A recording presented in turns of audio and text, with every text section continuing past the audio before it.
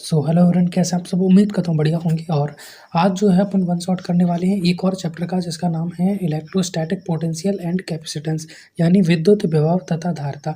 हिंदी में ही इसका अपन one shot करने वाले हैं। और इसे स्टार्ट करने से पहले एक चीज़ बता दूं कि मैंने थोड़ा सा ध्यान नहीं दिया था, इसीलिए यहाँ पर रेड कलर को भी ऐड कर लिया था अपनी पीपीटी के अंदर। तो यहाँ पर क्या है, आपको रेड कलर थोड़ा सा ठीक से दिखाई नहीं देगा, देखने में प्रॉब्लम होगी, उसको थोड़ा सा मैनेज कर लेना। और उसी चैप्टर का वन शॉट करने वाले हैं अपन। चैप्टर 1 का वन शॉट कर चुके हैं, अब ये चैप्टर नंबर 2 है, कक्षा 12वीं के भौतिक विज्ञान का, यानी क्लास 12 फिजिक्स का चैप्टर नंबर 2 है। और इस पूरे चैप्टर को अपन एक ही वीडियो के अंदर पढ़ने वाले हैं। इसके अंदर जो उसकी पूरी थ्योरी वगैरह है वो मैं आपको एक्सप्लेन कर दूंगा, जितने भी कॉन्सेप्ट वगैरह हैं वो सब आपको पढ़ा दूंगा। फिर पढ़ने के बाद आपको सबसे पहले क्या करना है, उसके नोट्स को पढ़ लेना है, नोट्स से याद कर लेना है। नोट्स आपको मेरी पुरानी वीडियोज़ पर जाओगे आप इसी यूट्यूब चैनल पर, तो पुरानी वीडियोज़ में नोट्स देखने को मिल जाएंगे। और फिजिक्स के क्वेश्चन पेपर हैं, आप उनको भी सॉल्व कर सकते हो। और क्वेश्चन है उनके लिए आप टेलीग्राम वगैरह से जुड़ सकते हो। बाकी जानकारी मैं वीडियो के एंड में दे दूंगा। ओके, तो आज का जो चैप्टर है अपना वो है विद्युत विभव तथा धारिता। अब ये क्या होता है, कैसे होता है, इसको पढ़ना स्टार्ट करते हैं। सबसे पहले अपन स्टार्ट करते हैं विद्युत विभव से कि विद्युत विभव क्या होता है ना। अब हमारे पास मान लीजिए ये कोई बिंदु ए है ना, ये कोई बिंदु ए है। और हम इस बिंदु ए पर अनंत से, ये इन्फानाइट है, इन्फानाइट यानी होता है अनंत, अनंत से किसी क्यू नॉट आवेश को लाना चाहते हैं। तो अनंत से बिंदु ए पर क्यू नॉट आवेश को लाने में जो मुझे कार्य करना पड़ेगा वही कार्य विभव कहलाता है। कितने आवेश को? एक अंक आवेश को, एकांक आवेश को। तो हमारे पास क्या है, एकांक आवेश है। और इसे लाने में जो हमें जो कार्य करना पड़ेगा अनंत से किसी बिंदु ए पर, है ना, उसको अपन क्या कहते हैं, विभव कहते हैं। और ये जो ए बिंदु है ये किसी न किसी विद्युत क्षेत्र में रखा हुआ है, इस बात को याद रखना। कोई यहाँ पर क्यू आवेश है, उसके विद्युत क्षेत्र में ये बिंदु रखा हुआ है। और अनंत वो बिंदु है जहाँ पर विद्युत क्षेत्र नहीं है, और ए वो बिंदु है जहाँ पर विद्युत क्षेत्र है किसी क्यू आवेश के कारण। तो इस विद्युत क्षेत्र में लाने में किसी क्यू नॉट या एकांक आवेश को जो हमें कार्य करना पड़ेगा, वर्क करना पड़ेगा, वही अपना क्या कहलाएगा, विद्युत विभव कहलाएगा। तो विभव के बारे में पहली चीज़ हमें ये याद रखना है कि ये एक अदिश राशि है, यानी कि ये एक स्केलर क्वांटिटी है, ना कि वेक्टर क्वांटिटी। फिर है इसका एसआई मात्रक, इसका एसआई मात्रक होता है जूल प्रति कूलम, ये मैं बताऊंगा अभी क्यों होता है। और इसका विमीय सूत्र होता है ml² T-3 A-1, है ना। इसको कोई आपसे डेरिवेट नहीं करवाएगा, बिल्कुल ईजी सा है, इसको आप याद कर लेना, ठीक है। तो विभव का सूत्र होता है कार्य बटा आवेश, जो कि मैंने अभी आपको बताया। होप की पेज क्लियर होगा। सो अब थोड़ा सा ध्यान दें। जैसे मान लीजिए मैं 10 कूलम आवेश को लाने में मेरे को 10 जूल का कार्य करना पड़ रहा है, तो इसका विभव क्या होगा? विभव के लिए अपन क्या करते हैं, कार्य को डिवाइड करते हैं आवेश से। तो कार्य कितना किया अपन ने? 10 जूल। और कितने आवेश को लाने में किया? 10 कूलम आवेश को लाने में। तो 10 से 10 को काटा तो कितना निकल के आया? 1 वोल्ट। तो 1 वोल्ट अपना क्या हो गया? विभव हो गया। इसी पॉइंट को आपको याद रखना है। जब हम किसी कार्य को, जो हमने कार्य किया है अनंत से लेकर ए बिंदु तक लाने में आवेश को, उसी आवेश से डिवाइड कर देते हैं, तो हमारे पास विभव निकल के आता है। क्या निकल के आता है?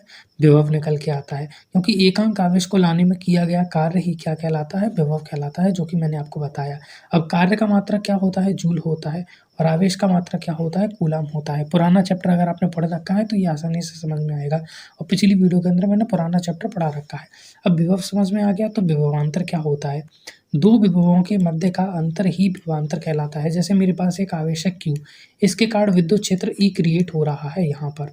तो यहाँ पर एक बिंदु A है और एक बिंदु A है, इसको मैं A नाम दे देता हूँ, इस बिंदु को मैं B नाम दे देता हूँ, है ना। तो इन दोनों की विभव, अब मान लीजिए इस A बिंदु का विभव है BA और इस B बिंदु का विभव है BB। तो इस VA माइनस VB करोगे, यानी इन दोनों के बीच का डिफरेंस निकालोगे, अंतर निकालोगे, तो वो जो है अपना निकल के आएगा, उसी को विभवांतर कहेंगे। तो दो विभवों के मध्य का अंतर विभवांतर कहलाता है ना। या फिर कहें तो किसी बिंदु से अन्य बिंदु पर क्यू नॉट आवेश को ले जाने में जो हमें कार्य करना पड़ता है वो क्या कहलाता है? विभवांतर कहलाता है। जैसे मान लीजिए मैं क्यू आवेश को अनंत से बी बिंदु पर लेकर आया, तो ये क्या कहलाएगा? इसका विभव, है ना। अब मैं अनंत से क्यू आवेश को ए बिंदु पर लेकर गया, तो ये क्या कहलाएगा? ए बिंदु का विभव। और मैं इन दोनों को माइनस कर दूंगा, है ना, इन दोनों को आपस में माइनस कर दूंगा, तो इन दोनों के बीच का जो अंतर निकल के आएगा वो अपना विभवांतर कहलाएगा। यही यहाँ पर लिखा है, एक बिंदु से किसी एक बिंदु से किसी दूसरे बिंदु पर जाने में आवेश। तो देखो यहाँ से यहाँ तक गया और फिर यहाँ से यहाँ तक गया। अब यहाँ से यहाँ तक गया, इसमें देखो मैं थोड़ा-सा ऐसे समझाता हूँ, ये रहा बिंदु ए और ये रहा बिंदु बी, है ना? और मैं क्यू नॉट आवेश को यहाँ से यहाँ तक लेके आया तो मेरे को कार्य करना पड़ा, और यहाँ से यहाँ ले गया तो मेरे को कार्य करना पड़ा। अब मैं क्या करता हूँ, इस बड़े वाले कार्य में से इस छोटे वाले कार्य को माइनस कर देता हूँ। इस कार्य को मैंने माइनस कर दिया, तो बचा कौन सा, ये कार्य, और ये किन दोनों के बीच का है, बी और ए के बीच का कार्य है। तो यही यहाँ पर लिखा है, किसी बिंदु और अन्य बिंदु के बीच में जो क्यू नॉट आवेश को ले जाने में कार्य किया गया वो अपना क्या कहलाता है, विभवांतर कहलाता है ना। और नहीं समझ में आया तो याद कर ले, वरना वीडियो को एक बार रिवाइंड करके देख ले, आपको समझ में आ जाएगा। और वीडियो के बीच में मैं इसी पॉइंट को 2-3 बार और समझा दूंगा तो बिल्कुल क्लियर हो जाएगा, ठीक है। अब हमारे पास ये रहा प्लस क्यू आवेश, ठीक है, और इसके कारण ये विद्युत क्षेत्र ई क्रिएट हो रहा है। और ये रहा अनंत बिंदु। अनंत का मतलब होता है यहाँ पर कोई विद्युत क्षेत्र नहीं है, और यहाँ पर हमारे पास क्यू नॉट आवेश है। अब क्यू नॉट आवेश को मैं अनंत से इस बिंदु ए पर लेकर जाऊँगा, ये बिंदु ए यहाँ पर लिखा हुआ है, यहाँ पर लेकर जाऊँगा, तो जो मेरे को कार्य करना पड़ेगा वो अपना क्या कहलाएगा, अपना विभव कहलाएगा। तो विभव का सूत्र क्या हो गया, कार्य बटा क्यू नॉट आवेश, यानी क्यू नॉट आवेश को ले जाने में किया गया कार्य ही विभव है। तो इतना आपकी समझ में आ गया होगा, है ना। अब कार्य इक्वल टू क्या होता है, बल गुणित विस्थापन, है ना। बल क्या होता है, एफ, और F equal to Q E, मैं पिछले चैप्टर के अंदर आपको पढ़ा चुका हूँ, राइट। तो बल की जगह पर रख दिया मैंने क्यू ई। विस्थापन कितना हुआ है, तो मान लीजिए यहाँ से यहाँ तक आपको डी आर विस्थापन करना पड़ा, है ना। यहाँ से विद्युत क्षेत्र शुरू है तो यहाँ से लेकर यहाँ तक आपको डी आर चलना पड़ा, या फिर कहें तो दूरी आपने डी आर चली, ये मान के चलिए, ओके। और डी आर दूरी चलने में जो आपको कार्य करना पड़ा वो भी डी डब्ल्यू था, यानी डी आर यानी बहुत छोटा सा दूरी होता है, तो उसमें कार्य भी आपको छोटा सा करना पड़ा, डी डब्ल्यू, है ना। तो यहाँ पर है क्यू और ई इंटू डी आर। अब क्यू की जगह पर हम क्या लेंगे, क्यू नॉट आवेश को, तो क्यू नॉट आवेश को अपन लेके आ रहे हैं, तो क्यू नॉट आवेश हो गया। विद्युत क्षेत्र ई, ई किस आवेश के कारण आ रहा है, क्यू आवेश के कारण आ रहा है, तो विद्युत क्षेत्र का सूत्र क्या होता है, के क्यू बटा आर स्क्वायर।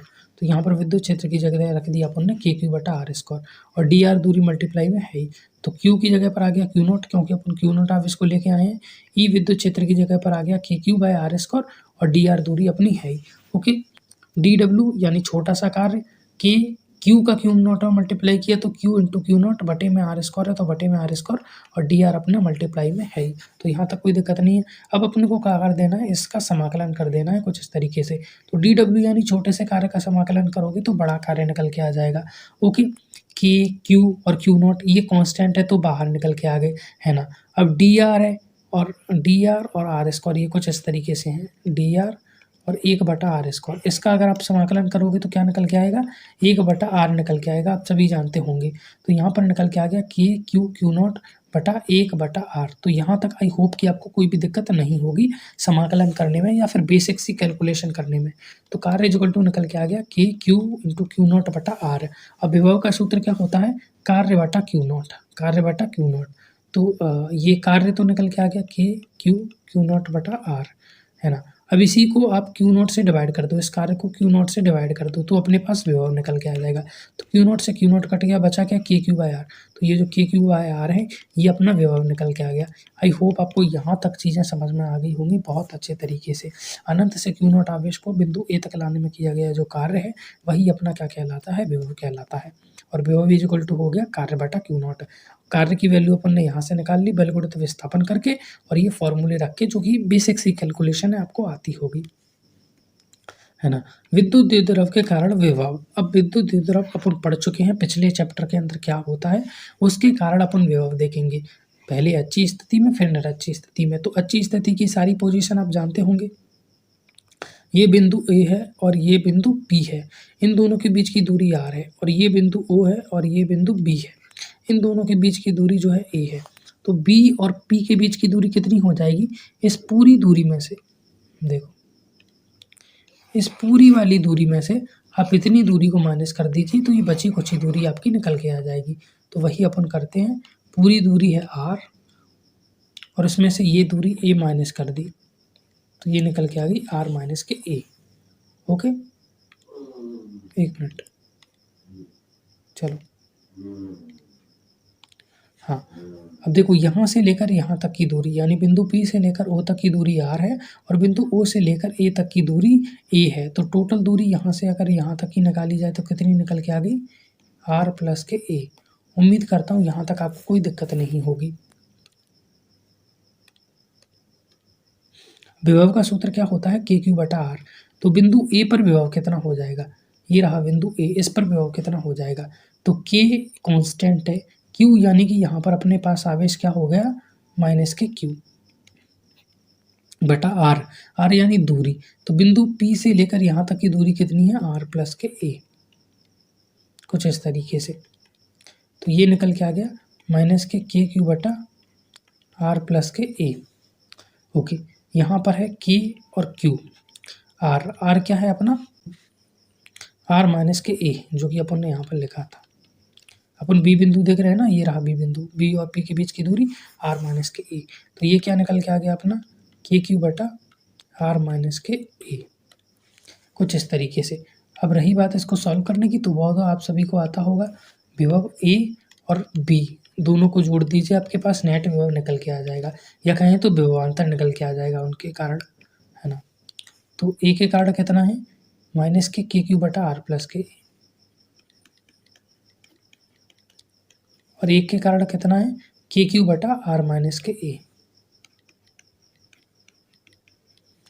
हमेशा की तरह दोनों में KQ कॉमन आ गया, बचा क्या? 1 बटा R माइनस के A माइनस के 1 बटा R प्लस के A।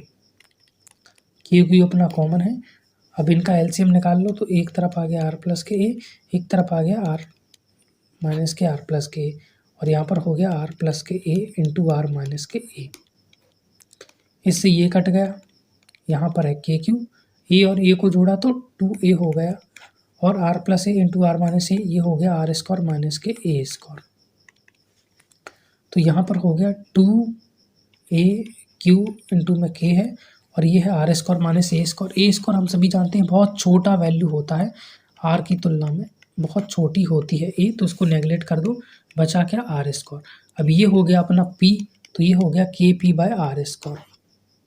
K की वैल्यू होती है 1/4 pi epsilon naught P by R square, और ये वोल्ट इसका जो है मात्रक होता है ना। मैंने अभी आपको क्या मात्रक बताया था इसका? जूल प्रति कूलम। इसी को अपन वोल्ट बोलते हैं। बार बार जूल प्रति कूलम मत लगा करो, उसकी जगह पर वोल्ट लिख दो, आपका काम हो जाएगा। तो विभव का मात्रा क्या होता है? वोल्ट होता है, और वोल्ट बराबर क्या होता है? जूल प्रति कूलम। ठीक है, और ये विभव अपन ने निकाल लिया अच्छी स्थिति में। निरच्ची स्थिति में निकालना सबसे ज़्यादा आसान काम है। देखो, अगर आपने विद्युत क्षेत्र पढ़ रखा है तो ये चैप्टर भी आसानी से समझ में आएगा। इस प्लस क्यू आवेश के कारण यहाँ पर विभव क्रिएट होगा, और इस माइनस क्यू आवेश के कारण भी यहाँ पर विभव क्रिएट होगा। अब इस पर जो विभव क्रिएट होगा प्लस क्यू आवेश के कारण वो कितना होगा, और माइनस क्यू आवेश के कारण वो कितना होगा। सूत्र होता है विभव का KQ बाय R, और यहाँ पर भी होगा KQ बाय R। तो K आवेश अपना Q माइनस का, माइनस क्यू आवेश के कारण निकल रहे हैं तो माइनस आ गया, बटे R कितना है दूरी? अंडर रूट के R स्क्वायर प्लस के A स्क्वायर, और यहाँ पर क्रिएट होगा KQ बटा R स्क्वायर प्लस के A स्क्वायर। ये रहा माइनस क्यू आवेश और ये रहा प्लस क्यू आवेश। तो ये माइनस क्यू आवेश के कारण विभव है, और ये अपना प्लस क्यू आवेश के कारण विभव है, और इसके कारण अपन बिंदु P पर विभव निकाल रहे हैं, राइट। तो टोटल विभव जोड़ दो, पहले के कारण निकल के आ गया माइनस के KQ बटा अंडर रूट के R स्क्वायर प्लस के A स्क्वायर, और बिंदु B के कारण निकल के आ गया ये KQ बटा R स्क्वायर प्लस के A स्क्वायर। तो अब बिंदु P पर नेट विभव कितना हो गया? दोनों बराबर हैं, प्लस और माइनस है, तो जीरो आ गया, आपस में कट गए, कैंसिल हो गए, तो 0 वोल्ट, जो कि यहाँ पर लिखा हुआ भी है। तो निरच्ची स्थिति में बिंदु P पर जो अपना विभव है वो कितना निकल के आ गया? 0 वोल्ट, क्योंकि दोनों आवेश जो है बराबर हैं Q और Q, और दोनों की प्रकृति बिल्कुल विपरीत है, और जो मैंने आपको द्विध्रुव में अच्छे से समझा रखा है। तो होप ये चीज़ें आपकी समझ में आ रही होंगी किस तरीके से हो रही हैं। ओके, अब यहाँ पर क्या देखने वाले हैं? विद्युत क्षेत्र की तीव्रता और विभव के अंदर संबंध। तो विद्युत क्षेत्र की तीव्रता और जो विभव है उसके अंदर अपन संबंध निकालने वाले हैं। ठीक है, हम सभी जानते हैं कार्य इक्वल टू क्या होता है? बल गुणित विस्थापन। तो कार्य अपन क्या कर रहे हैं? बिंदु B से A तक जाने में जो कार्य करना पड़ रहा है वो कितना होगा वो निकालेंगे। तो सीधी सी बात है, कार्य का सूत्र है बल गुणित के विस्थापन। बल यानी कि F और विस्थापन मान लीजिए dr दूरी चल रहे हैं। अपन बिंदु B से बिंदु A पर जा रहे हैं और इन दोनों के बीच की dr दूरी dr है ना? और हमें यहाँ पर कार्य करना पड़ रहा है क्योंकि यहाँ पर कोई q आवेश रखा हुआ है जिसके कारण विद्युत क्षेत्र क्रिएट हो रहा है। ओके, तो कार्य B से A तक जाने में अपने को करना पड़ रहा है। कार्य बराबर बल गुणित विस्थापन होता है। बल अपना F है और विस्थापन अपना dr है। इन दोनों के बीच की दूरी dr मान के चल रहे हैं अपन। ठीक है, बल इज इक्वल टू क्या होता है QE, हम सभी जानते हैं, और dr यहाँ पर अपने बीच की दूरी है। ओके, और इस Q को अगर आप इस कार्य के बटे में पहुंचा दोगे यानी WBA, और इस Q को आप नीचे पहुंचा दोगे तो WBA बटा Q हो गया ये। और ये क्या होता है हम सभी जानते हैं, विभवांतर होता है यानी V होता है। अभी अपन पहले सूत्र निकाल चुके हैं इसका, विभवांतर का कार्य बटे आवेश विभवांतर ही होता है या विभव, है ना। अगर अनंत से बिंदु A तक जाते तो विभव होगा, और दो बिंदुओं के बीच का अंतर यानी B से A पर गए हैं तो ये विभवांतर हो गया। ठीक है, बराबर क्या है माइनस के QE इंटू dr बटा Q, है ना। इधर कार्य को भी अपन ने Q से डिवाइड कर दिया और इसको भी अपन ने Q से डिवाइड कर दिया, दोनों एरिया को Q से डिवाइड कर दिया। Q से ये Q उड़ गया तो बचा क्या E इंटू dr आपस में, है ना। यहाँ पर माइनस लगाओ तो लगा लो।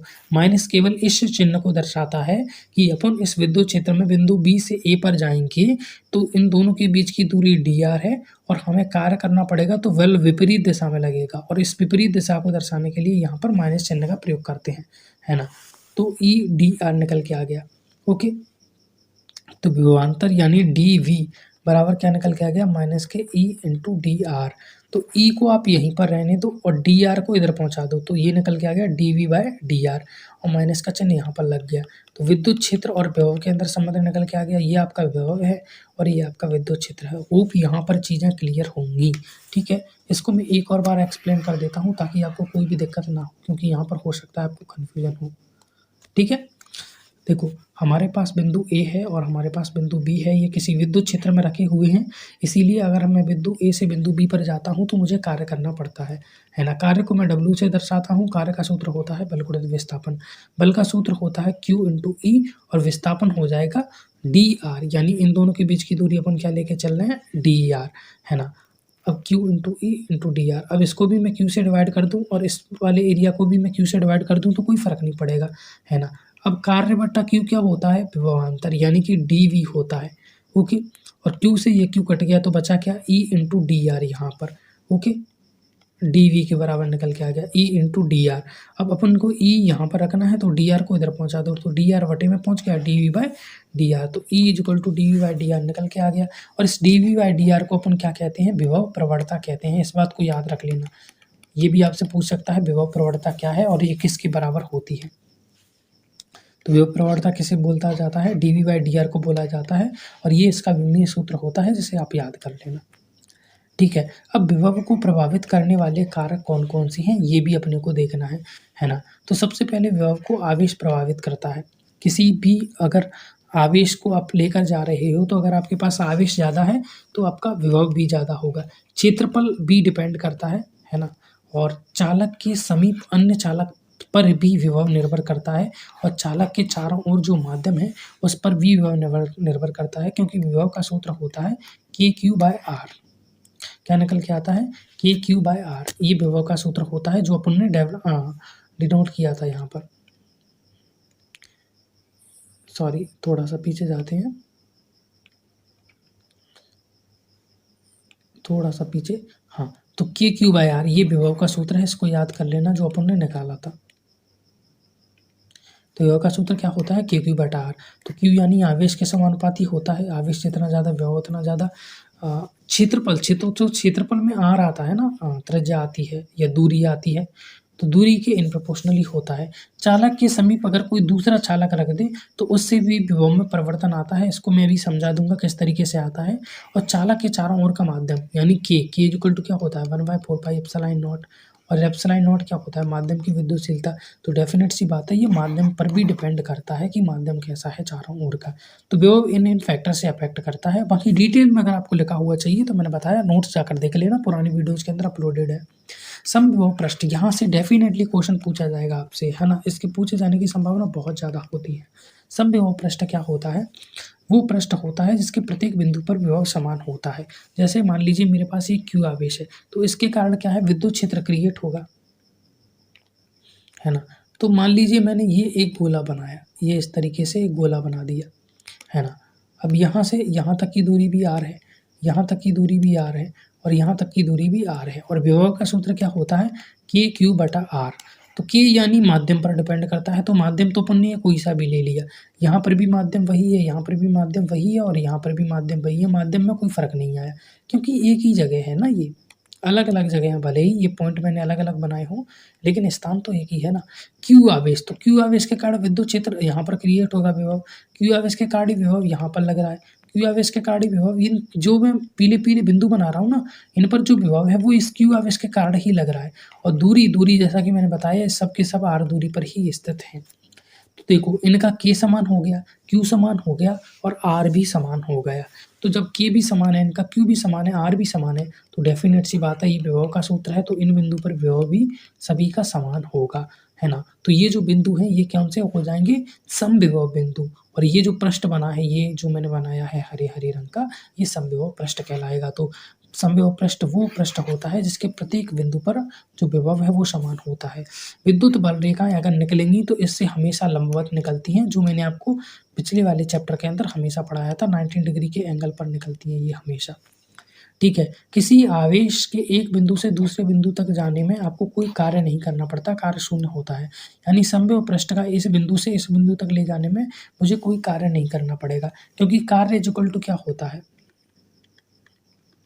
कार्य इक्वल टू क्या होता है, कार्य बटा आवेश इक्वल टू होता है विभव।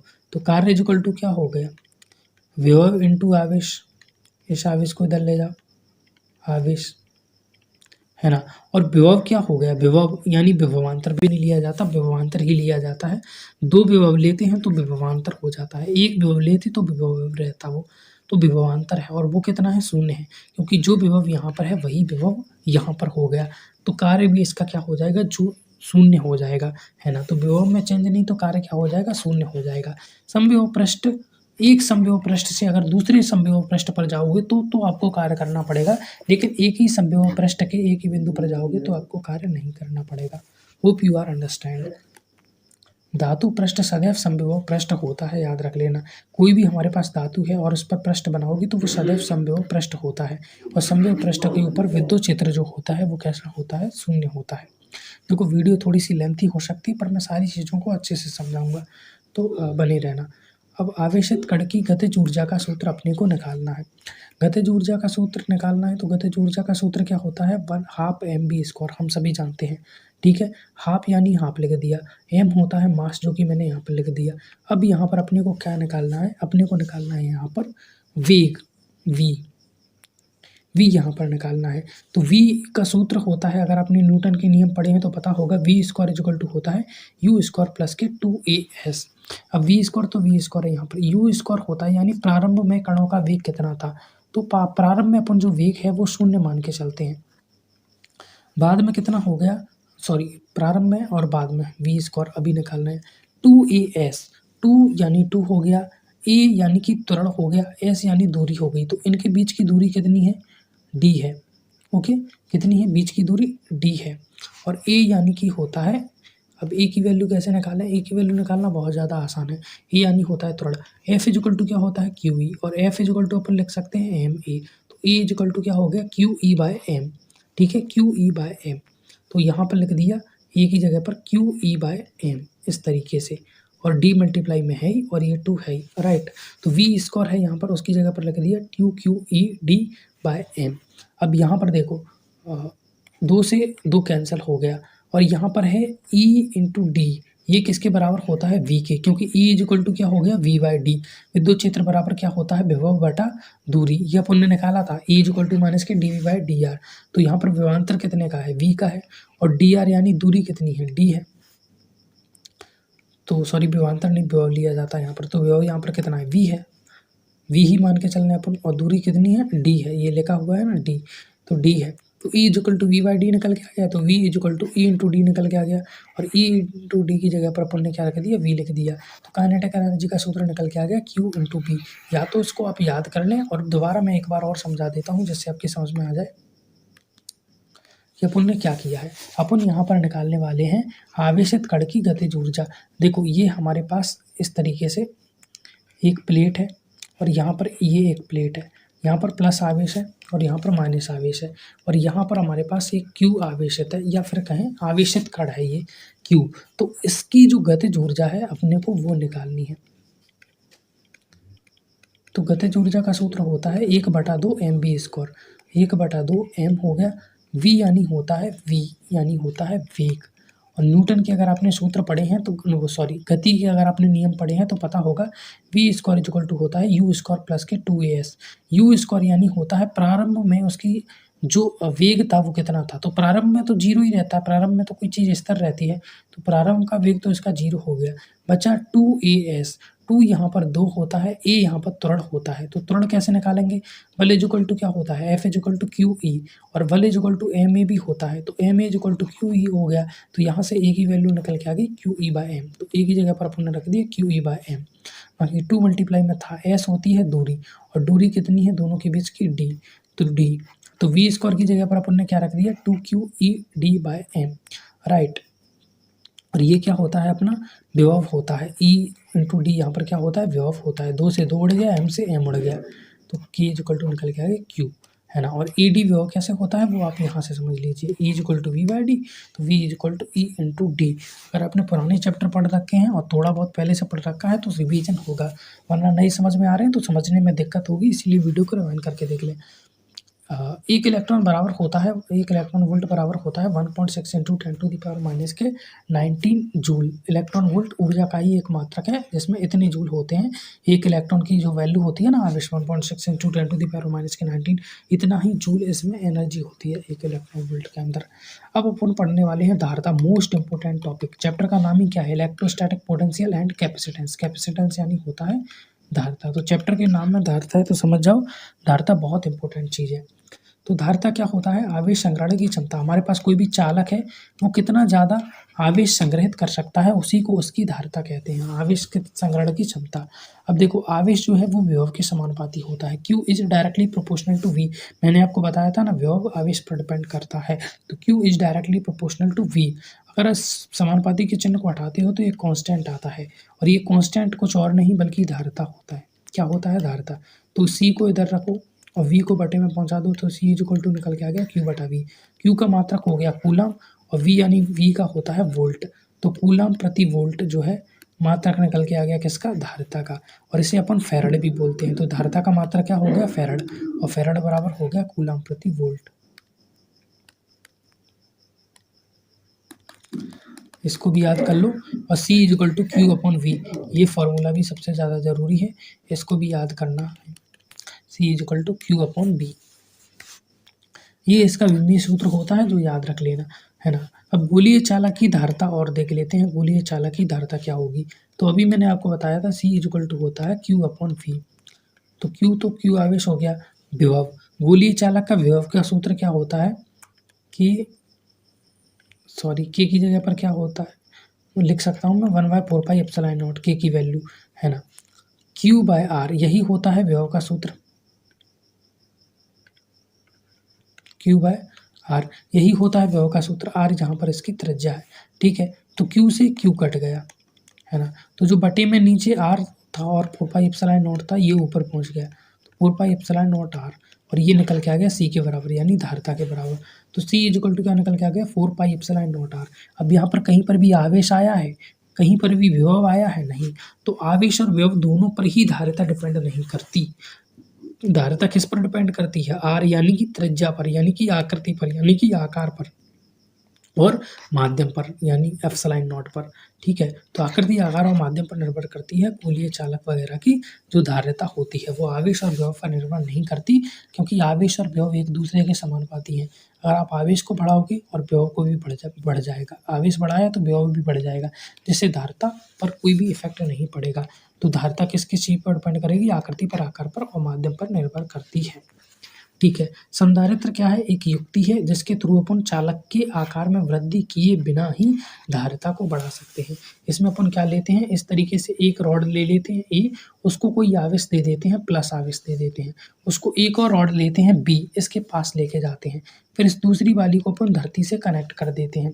तो क्या होता है, ये प्लस आवेश रहता है इस वाली छड़ पर, तो ये इसे अपनी ओर आकर्षित करने लगता है, तो इसका माइनस चार्ज इसकी ओर आ जाता है और जो बचा कुचा प्लस चार्ज होता है वो ज़मीन में चला जाता है इस तरीके से, और माइनस चार्ज इधर-इधर रह जाता है। और ये जो चीज़ अभी तैयार हुई है इसी को कहा जाता है संधारित्र, और अंग्रेजी में बोलते हैं इसे कैपेसिटर। क्या बोलते हैं? कैपेसिटर बोलते हैं। अब संधारित्र की धारिता निकालने का सूत्र है ना? धारिता कैसे निकालें? तो इसके लिए आप ये देखो, विद्युत क्षेत्र का सूत्र क्या होता है? E होता है सिग्मा बाय 2 एप्सिलॉन नॉट। ये आपको अच्छे से याद होगा। E2 हो गया सिग्मा बाय 2 एप्सिलॉन नॉट। ये बिंदु P है, ये रहा बिंदु P, ये।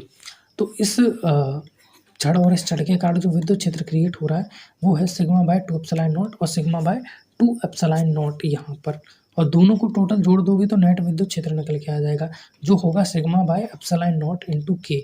देखो विद्युत क्षेत्र जो है यहाँ पर नेगेटिव नहीं आएगा, क्योंकि मान लीजिए प्लस आवेश से इधर की ओर प्रतिकर्षित कर रहा है, तो माइनस आवेश से अपनी ओर आकर्षित करेगा। जैसे ये प्लस आवेश है इस वाली छड़ पर और यहाँ पर क्यू आवेश है, तो क्यू आवेश को प्लस आवेश प्रतिकर्षित करेगा, तो माइनस आवेश क्या है, अपनी ओर आकर्षित करेगा। तो इस पर जो नेट विद्युत क्षेत्र है वो एक ही दिशा में तो हुआ, विपरीत दिशा में होता तो इन्हें घटाते, एक ही दिशा में इसीलिए जुड़ेंगे विद्युत क्षेत्र E1 और E2। तो सिग्मा बाय 2 एप्सिलॉन नॉट और सिग्मा बाय 2 एप्सिलॉन नॉट जुड़े तो क्या निकल के आ गया, सिग्मा बाय एप्सिलॉन नॉट निकल के आ गया, है ना। यहाँ पर बटे में के का भी मल्टीप्लाई किया है, तो के कुछ नहीं है, के माध्यम है ना। कि अगर यहाँ पर इनके बीच में कोई माध्यम होता है तो उसके लिए के का प्रयोग करते हैं, और कोई माध्यम नहीं है तो के को लिखते भी नहीं है। तो आप डायरेक्ट ऐसे सिग्मा बाय एप्सिलॉन नॉट लिख दोगे तो भी कोई दिक्कत नहीं है। और सिग्मा बराबर क्या होता है, आवेशीय घनत्व होता है Q बटा A। तो सिग्मा की जगह लिख दो Q बटा A इंटू में एप्सिलॉन नॉट। देखो यहाँ पर मैंने के नहीं लिखा क्योंकि मैं वायु मान के चल रहा हूँ, वायु के लिए जो के की वैल्यू होती है वो 1 होती है, तो Q बटा A एप्सिलॉन नॉट। तो विद्युत क्षेत्र नेट क्या निकल के आ गया, Q बटा A एप्सिलॉन नॉट यहाँ पर निकल के आ गया। ओके। अब विभव इक्वल टू क्या होता है, विद्युत क्षेत्र इंटू डी। अभी मैंने आपको बताया था ना, V equal to E D, अभी कुछ समय पहले बताया था, अगर आप देखोगे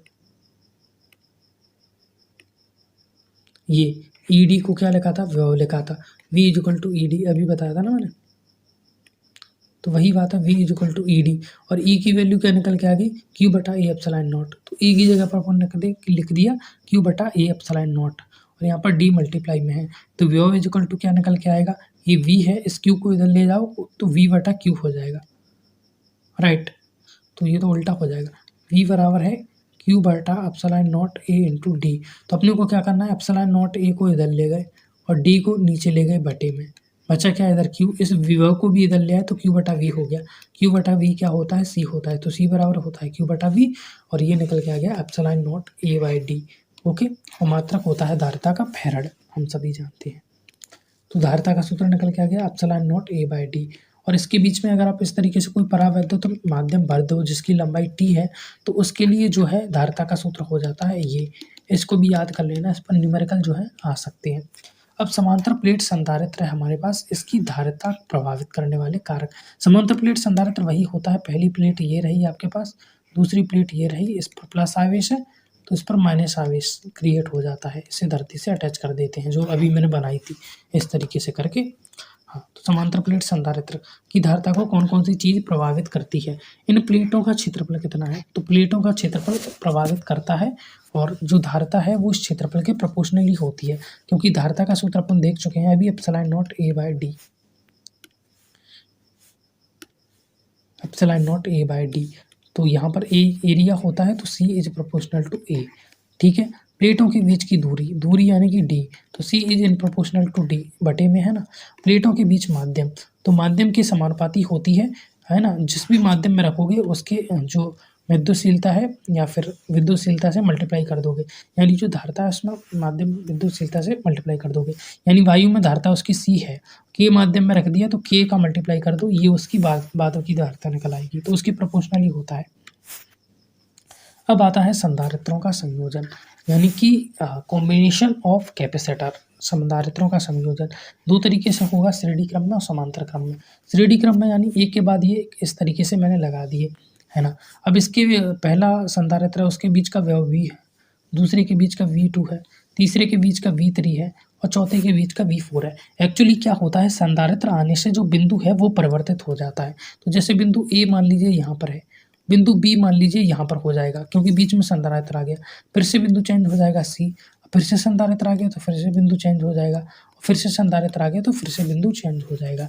और ये A और B के बीच का विभव का अंतर ही यहाँ पर लिखा है V1, ठीक है। यहाँ पर लिख दिया V2, यहाँ पर लिख दिया V3, यहाँ पर लिख दिया V4। तो ये क्या है, इन दोनों के बीच का A और B, इन दोनों के बीच का जो विभव है वो है, या कहें तो विभवांतर है वो है ना। और ये V वोल्ट की बैटरी यहाँ पर लगी हुई है। तो ये जितना भी विभव है टोटल इनको जोड़ दिया जाए, V1 V2 V3, तो ये टोटल किसके बराबर निकल के आ जाएंगे, V के बराबर निकल के आ जाएंगे। अब अपन सभी जानते हैं Q इक्वल टू क्या होता है, CV होता है। तो V इक्वल टू क्या हो गया, Q बाय C। तो V equal to V1 plus V2 plus V3 है, तो V की जगह पर मैंने लिख दिया Q बाय C। तो Q बाय C1 बराबर हो गया Q by C1 plus Q by C2 plus Q by C3 dot dot dash, इसको हटाओ। V की जगह पर क्या लिख सकते हैं अपन, Q बाय C लिख दिया। V1 की जगह पर लिख सकते हैं Q by C1, Q by C2, Q by C3, क्योंकि आवेश तो Q ही बहेगा इस पूरे तार में से, है ना। आवेश समान रहता है, आवेश में कोई परिवर्तन नहीं आता, है ना। तो Q से Q कट गया तो क्या निकल के आ गया, 1/C equal to 1/C1 1/C2 1/C3। तो ये निकल के आ गया किसमें, अपने श्रेणी क्रम के अंदर धारिता को जोड़ने का सूत्र। और Q अपना सेम ही रहेगा श्रेणी क्रम के अंदर। हाँ, समांतर क्रम में एक के नीचे एक। तो अब इसमें क्या है, ये रहा अपना बिंदु A, बीच में संधारित्र आ गई तो बिंदु बदल गया, B हो गया। अब A और B के बीच का विभवांतर कितना हो गया, B हो गया। तो वही इसके लिए है, वही इसके लिए, वही इसके लिए, क्योंकि Q1 भी इधर A बिंदु से जुड़ा है, इधर B बिंदु से जुड़ा है। पहले क्या हो रहा था, पहले सिस्टम अलग था। पहले ये संधारित्र A था, ये A और B से जुड़ा था, दूसरा संधारित्र B और C से जुड़ा था। अब यहाँ पर जितने भी संधारित्र हैं वो सब A और B से ही जुड़े हुए हैं, और A और B के बीच का विभवांतर कितना है, V है। तो इन सभी के लिए विभव V क्या रहेगा, सेम रहेगा। लेकिन आवेश यहाँ पर मान लीजिए Q था, तो इधर जाएगा Q1, इधर जाएगा Q2, इधर जाएगा Q3, आवेश बढ़ जाएगा तीनों तरफ, इधर तक पहुँचेगा। तो नेट आवेश निकालना है तो Q equal to Q1 plus Q2 plus Q3, जबकि पहले सीधा तार था तो आवेश डायरेक्ट निकल जाता था, Q कैसा रहता था, सेम रहता था। इसमें Q सेम नहीं रहेगा, Q equal to Q1 Q2 Q3। अब अपन सभी जानते हैं C इक्वल टू क्या होता है, Q अपॉन V। तो Q इक्वल टू क्या निकल के आ गया, C इंटू V, राइट। तो अपन कर सकते हैं Q की जगह पर CV लिख दो, Q1 की जगह पर C1 इंटू V, Q2 की जगह पर C2 इंटू V, Q3 की जगह पर C3 इंटू V, है ना, ऐसे डैट डैट डैश। अब विभव तो सब में समान ही रहेगा यहाँ पर, ये तो C1 equal to C1 plus C2 plus C3, ये निकल के आ गया अपना। तो ये याद कर लेना, ये हो गया श्रेणी क्रम में और ये हो गया समांतर क्रम में, ठीक है। अब इस पर कुछ क्वेश्चंस कर लेते हैं हल्के फुल्के, है ना। ये जो संधारित्र है ये 2 माइक्रोफैराड के हैं, तो इसकी तुल्य धारिता अपने को निकालनी है। पहले इन दोनों की, इस वाले की निकालते हैं। तो देखो ये भी 2 माइक्रोफैराड का है और ये भी 2 माइक्रोफैराड का है ना। अब यहाँ पर बिंदु अपन A मान लेते हैं, तो बीच में संधारित्र आ गया ये, तो ये बिंदु चेंज हो जाएगा, ये बिंदु B हो जाएगा। अब देखो ये 2 माइक्रोफैराड भी A और B के बीच में है, ये 2 माइक्रोफैराड भी A और B के बीच में ही है। तो जब दोनों एक ही बिंदु के बीच में हो, A बिंदु और B बिंदु, तो कौन सा क्रम होता है, समांतर क्रम होता है। और समांतर क्रम में अगर आपको नेट धारिता निकालनी है तो क्या करो, डायरेक्ट जोड़ दो उनको, C1 plus C2 plus C3। तो यहाँ पर है 2 और 2, तो टोटल कितना निकल के आ गया, 4 माइक्रोफैराड, राइट। यहाँ पर देखो, यहाँ पर अगर बिंदु A है तो यहाँ पर बिंदु B हो जाएगा और यहाँ पर बिंदु C। तो देखो ये A और B है, ये B और C है, तो ये संधारित्र 2 माइक्रोफैराड का, ये संधारित्र 2 माइक्रोफैराड का अलग अलग बिंदु के बीच में है, यानी ये श्रेणी क्रम है। और श्रेणी क्रम में कैसे जोड़ते हैं, 1/C इक्वल टू 1/C1 कितना है, 2 प्लस 1/C2 कितना है, 2, है ना। 1/2 1/2 क्या निकल के आ गया, 1। तो इसकी धारिता C इक्वल टू क्या निकल के आ गई, 1। खूब बेसिक सी कैलकुलेशन है यार, इतना तो आता होगा। अब ये भी 2 माइक्रोफैराड का है, ये भी 2 माइक्रोफैराड का है, ये भी 2 माइक्रोफैराड का है, ये भी 2 माइक्रोफैराड का है, ये भी 2 माइक्रोफैराड का है। तो ये आप देखते ही पता लगा लोगे एक के बाद एक के बाद ये। तो ये किस क्रम में हो गए? अपने समांतर श्रेणी क्रम में। और ये भी किस क्रम में हो गए? श्रेणी क्रम में। तो देखो, है ना। तो ये 2 हो गए, ये 2 हो गए, ये दोनों श्रेणी क्रम में है तो दोनों को जोड़ो तो 1/2 प्लस के 1/2 बराबर 1/c। तो c इक्वल टू 1 निकल के आ गया। इसको अभी सॉल्व किया था ना यहाँ पर, तो ये निकल के आ गया 1 माइक्रोफैराड का। अभी इन तीनों को जोड़ो, कैसे जोड़ोगे श्रेणी क्रम में? 1/2 प्लस 1/2 प्लस 1/2 बराबर 1/c। एलसीएम निकल के आ गया 2 और ये हो गया टोटल 3, तो 1/c। तो c इक्वल टू क्या निकल के आ गया? 2/3। होप कि इतना करना तो आ रहा होगा। तो ये हो गया 2/3 माइक्रोफैराड। अब फिर से ये किस क्रम में हो गए? समांतर क्रम में, है ना। इनको जोड़ के मैंने 1 बना दिया और इनको जोड़ के मैंने 1 बना दिया।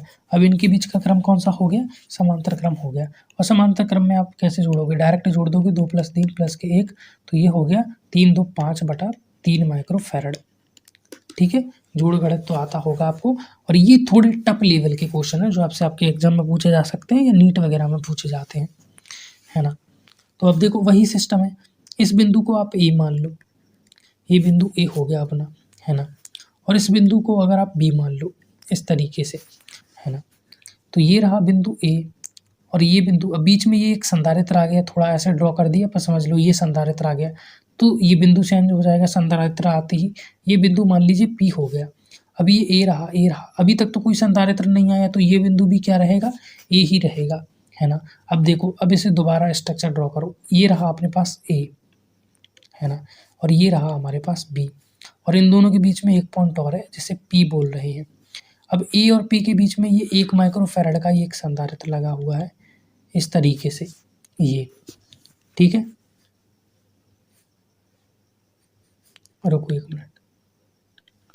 तो ए और पी के बीच में ये एक संधारित्र लगा हुआ है इस तरीके से, ये पी और बी, ये बी ही तो है, यहाँ तक कोई संधारित्र नहीं आया। तो पी और बी के बीच में क्या लगा हुआ है? ये एक और लगा हुआ है 1 माइक्रोफैराड का इस तरीके से। ये रहा ए और ये रहा बी, ये बी ही तो है, ये बी यहाँ पर लिखा हुआ है बी। ए और बी के बीच में 2 माइक्रोफैराड का है, तो ये रहा ए अपना और ये रहा बी, और इन दोनों के बीच में क्या है? 2 माइक्रोफैराड का ये एक और लगा हुआ है। ये 2 माइक्रोफैराड है, ये 1 माइक्रोफैराड है, ये 1 माइक्रोफैराड है, ठीक है। और ये एक और संधारित्र है जो ए और पी के बीच में लगा हुआ है, ए और पी के बीच में, यहाँ पर ये रहा ए और पी के बीच में कितने का लगा हुआ है? 1 माइक्रोफैराड का। अब आप देखकर पता लगा सकते हो कौन सा क्या है, किस तरीके से है, और इसको आसानी से सॉल्व कर सकते हो। देखो, ये 1 माइक्रोफैराड है, ये 1 माइक्रोफैराड है, दोनों किस क्रम में लगे हुए हैं? समांतर क्रम में लगे हुए हैं, तो जोड़ दो, और जोड़ के क्या निकाला? 2 माइक्रोफैराड, ठीक है। फिर ये रहा 1 माइक्रोफैराड अपना, और यहाँ पर है 2 माइक्रोफैराड, ठीक है। अब 2 और 1 इनको करो तो 1/2 प्लस के 1/1 बराबर हो गया 3/2, और ये बराबर होगा 1/c के, तो c बराबर निकल के आ गया 2/3, तो ये हो गया 2/3 अपना। और नीचे क्या है? 2 माइक्रोफैराड, तो इसको जोड़ दो समांतर क्रम में, इसीलिए 3 2 5 6 7, 3 दूनी 6, 6 और 2 8/3, तो 8/3 यहाँ पर लगा हुआ है, 8/3 माइक्रोफैराड यहाँ पर अंतर निकल के आ गया। अब ये है, तो ये देखो एक व्हीटस्टोन सेतु होता है, जब भी इस तरीके की संरचना आपको दिख जाए मतलब समझ जाओ ये व्हीटस्टोन सेतु है। तो इसमें इस वाले को अपन लेते नहीं हैं, इस वाले को अपन लेते नहीं हैं, है ना, बीच वाले को छोड़ देते हैं और इस तरीके से स्ट्रक्चर बनाते हैं। तो 6 माइक्रोफैराड और 6 माइक्रोफैराड, इसका करो कितना हो गया? 1/6 प्लस 1/6, यानी कि 1/3, और टोटल करोगे तो कितना निकल के आ जाएगा? 3 माइक्रोफैराड। एम आई राइट? क्या मैं सही हूँ? 1/6 और 1/6, हाँ 2/6 हो गया, 2 एकम 2, 2 तिया 6, तो इसका निकल के आ गया 3 माइक्रोफैराड। तो ऊपर आ गया 3 माइक्रोफैराड, सेम ऐसे नीचे आ गया 3 माइक्रोफैराड, और दोनों को जोड़ दो, 3 और 3 6 माइक्रोफैराड, तो 6 माइक्रोफैराड क्या हो गए? इसकी वो निकल के आ गई संधारित्र की नेट संधारित्र धारिता, ठीक है। तो तो ये थोड़े हाई लेवल के क्वेश्चन हो गए। उम्मीद है आपकी समझ में आ गए होंगे। अगर नहीं समझ में आए तो भी दिक्कत वाली बात नहीं है, इतने कठिन आते नहीं है। बाकी आप आगे के चैप्टर में व्हीटस्टोन सेतु को पढ़ लोगे तो ये पॉइंट भी आपका क्लियर हो जाएगा। ओके, आवेशित चालक की स्थितिज ऊर्जा। स्थितिज ऊर्जा क्या होती है? जो आप कार्य करते हो वही स्थितिज ऊर्जा के रूप में संचित हो जाता है। तो कार्य ही स्थितिज ऊर्जा के रूप में संचित हो जाता है। तो ये तो फिर बिल्कुल ईजी हो गया आपको समझाना। आपने कोई भी कार्य किया वो स्थितिज ऊर्जा के रूप में संचरित हो गया। तो आपके पास कोई भी चालक है, आपने उसे Q विभव दे दिया, तो उसका विभव पहले 0 था, अब विभव B हो गया। तो उसका माध्य विभव कितना है? माध्य विभव कैसे निकालोगे? पहले विभव 0 था, अब विभव B हो गया। तो कितने विभव थे? पहले 0 था, अब विभव तो 2 से डिवाइड कर दो, क्योंकि 2 विभव है, एक ये रहा, एक ये रहा। टोटल जोड़ो, V और 0 कितना हो गया? V, और बटे में कितना है? 2। माध्य निकालना तो आता होगा, है ना? तो V/2 हो गया यहाँ पर। और कार्य इक्वल टू क्या हो गया? Q²/2C। तो ये तो बिल्कुल ईजी है ना, क्योंकि अब सभी जानते हो कार्य बटा आवेश बराबर क्या होता है? विभव होता है, इस तरीके से। तो विभव, कार्य इक्वल टू क्या हो गया? विभव इंटू आवेश। विभव कितना है अपना? V/2। V/2। आवेश कितना है अपना? Q है। तो 1/2 तो ये रहा, है ना? अब विभव को आप क्या लिख सकते हो? Q/C। इंटू में Q तो है ही, और ये 1/2 तो मल्टीप्लाई में है ही, तो Q into Q, Q²/2C, Q²/2C, है ना? और ये हो गया QV/2, QV/2 यहाँ पर लिखा हुआ है ना? अब Q की जगह पर आप क्या लिख सकते हो? या फिर QV/2 है तो Q है, Q बराबर आप क्या लिख सकते हो? C into V। V/2, V का V में मल्टीप्लाई किया तो V², तो CV²/2। यानी कुल मिलाकर कार्य का ये जो फॉर्मूला है, ये बेसिक सा फॉर्मूला है। विभव यानी V/2 में आवेश यानी Q का मल्टीप्लाई कर दो, तो V/2 में Q का मल्टीप्लाई कर दो, तो QV/2 निकल के आ गया। अब V की जगह C/V लिख दो, या फिर Q की जगह CV लिख दो, तो ये दोनों सूत्र आपके निकल आएंगे। उभयनिष्ठ विभव कैसे निकालें? उभयनिष्ठ विभव यानी कि कॉमन विभव, ये निकालने का बड़ा ही सिंपल तरीका है। हमारे पास पहले 2 गोले थे, पहले पर आवेश था Q1, दूसरे पर आवेश था Q2। इसका विभव था V1 और इसका विभव था V2। इसकी धारिता थी C1 और इसकी धारिता थी C2। ओके, यहाँ तक आपको होप की कोई दिक्कत नहीं होगी, बिल्कुल ईजिली समझ में आ रहा होगा। अब अपन ने क्या कर दिया, सॉरी, पहले आवेश था Q1 डैश और आवेश था इसका Q2 डैश। इसका विभव था V1 और इसका विभव था V2। इन्हें जोड़ देने के बाद इसका विभव हो गया V और इसका विभव भी हो गया V।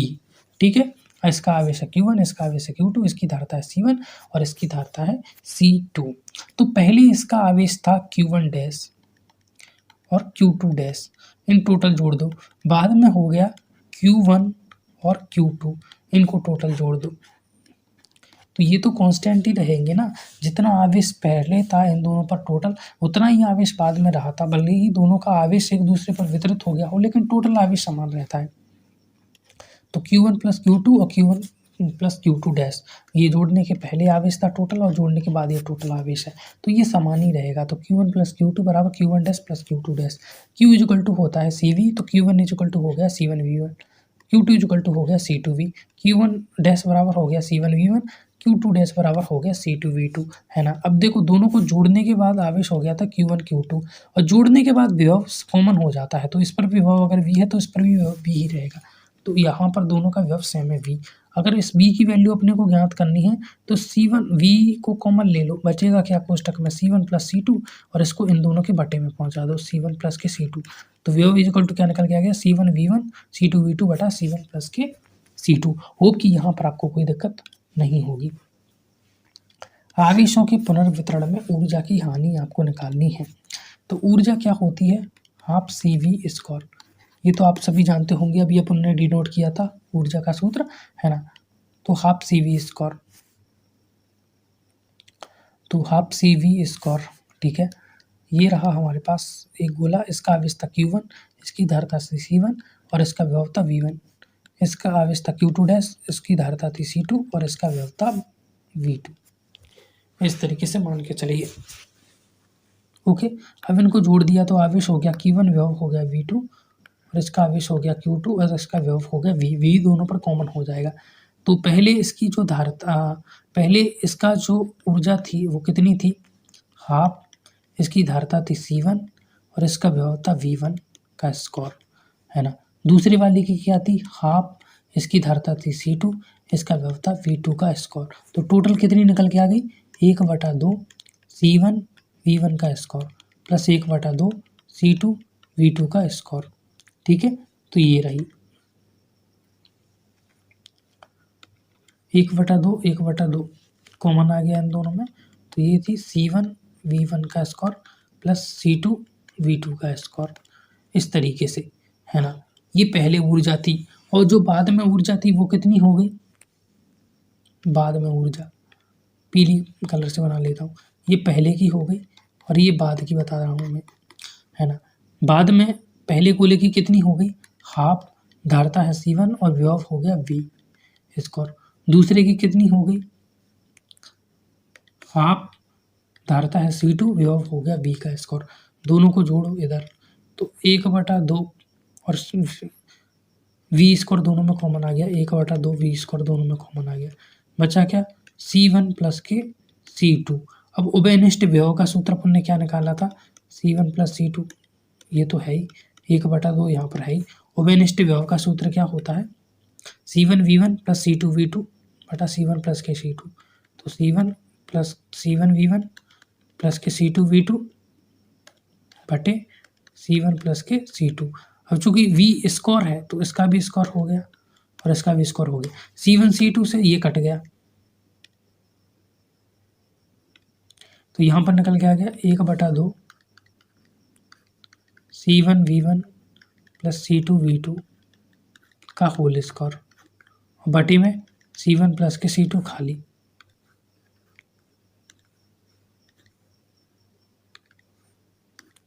कुछ इस तरीके से, ओके। तो ये बाद की स्थितिज ऊर्जा है। तो पहले की जो ऊर्जा थी उसमें से बाद की ऊर्जा को माइनस कर दो। पहले की ऊर्जा थी हाफ C1 V1 का स्क्वायर प्लस C2 V2 का स्क्वायर, C1 V1 का स्क्वायर प्लस C2 V2 का स्क्वायर, इसमें से माइनस कर दो, बाद में जो हो गई half C1 V1 plus C2 V2 बटा C1 प्लस के C2 और ये स्क्वायर।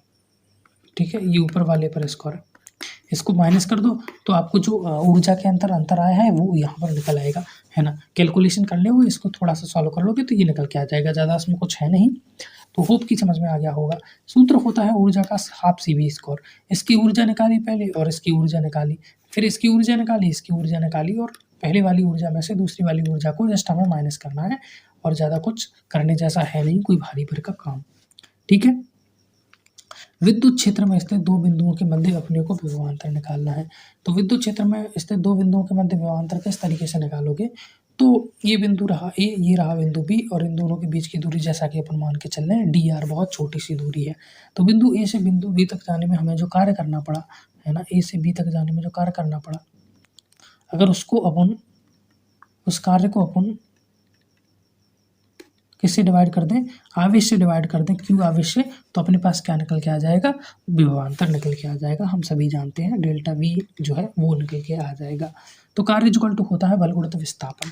छोटा सा कार्य है तो छोटी सी दूरी, F इक्वल टू QV हमेशा की तरह DR।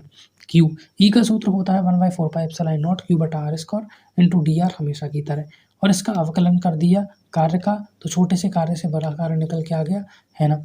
और अपन कहाँ से कहाँ तक जा रहे हैं, A से B तक, तो लिमिट डाल दी समाकलन पर, RA से RB तक।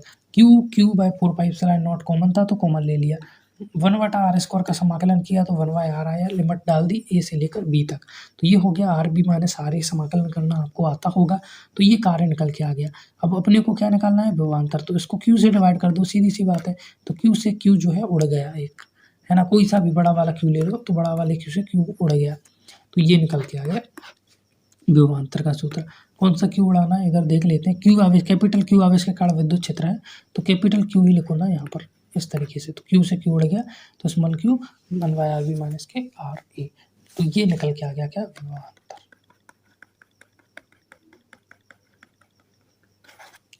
इस तरीके से, तो होप यहाँ तक चीज़ें आपको क्लियर हो गई होंगी, है ना। तो सबसे पहले अपन ने विभव समझा था। विभव क्या होता है? एकांक आवेश को लाने में किया गया कार्य ही विभव कहलाता है। सूत्र होता है कार्य बटा क्यू नॉट आवेश, है ना। अब बहुत सारे बच्चे पूछते हैं कार्य होता है ना, तो फिर बटे में क्यू नॉट क्यों लिखते हैं? बच्चों देखो बहुत कॉमन सी चीज़ है।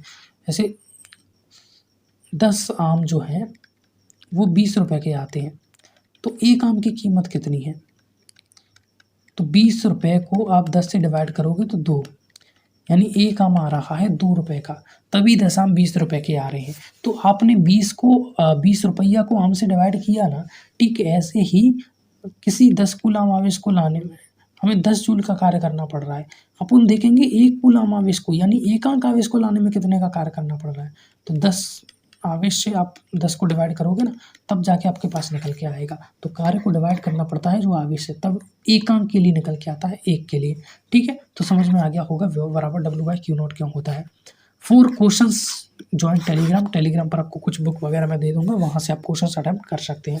तो वीडियो करीब 1 घंटे के बहुत करीब पहुँच चुकी है, और कल या परसों मैं इसको अपलोड कर दूंगा, तो आप देख सकते हैं और पूरा जो चैप्टर है उसको समझ सकते हैं। ये चैप्टर मैं फिर से कह रहा हूँ, उनको बेहतर तरीके से समझ में आएगा जिन्होंने पहले पढ़ रखा है, और जिन्होंने नहीं पढ़ रखा भाई वो मेरी थ्योरी वाली वीडियो तो जाकर देख ही ले। पहले मैंने थ्योरी को डिटेल में समझाया हुआ है, एक एक पॉइंट को। ये जस्ट उन बच्चों के रिवीजन के लिए है जिन्होंने, है ना, जिन्होंने रिवीजन नहीं किया अब तक, तो रिवीजन कर लें। बाकी क्वेश्चन मैं आपको प्रोवाइड करा ही रहा हूँ, तो वहाँ से क्वेश्चन कर लें। नोट्स आपको दे ही दिए, तो वहाँ से नोट्स पढ़ लें, थ्योरी पढ़ लें, है ना, और तैयारी में लग जाए ज़ोरों शोरों से। जिन्होंने पुराना चैप्टर पढ़ा है उनको भी बहुत बेहतरीन तरीके से आई थिंक समझ में आया होगा। फिर भी कहीं पर नहीं समझ में आता तो आप या तो कमेंट सेक्शन में पूछ सकते हैं, या फिर वीडियो को रिवाइंड करके देखें, आपकी समझ में आ जाएगा। ओके, मैं मिलता हूँ आपसे किसी अगली वीडियो में, तब तक के लिए गुड बाय, जय हिंद एंड राधे राधे।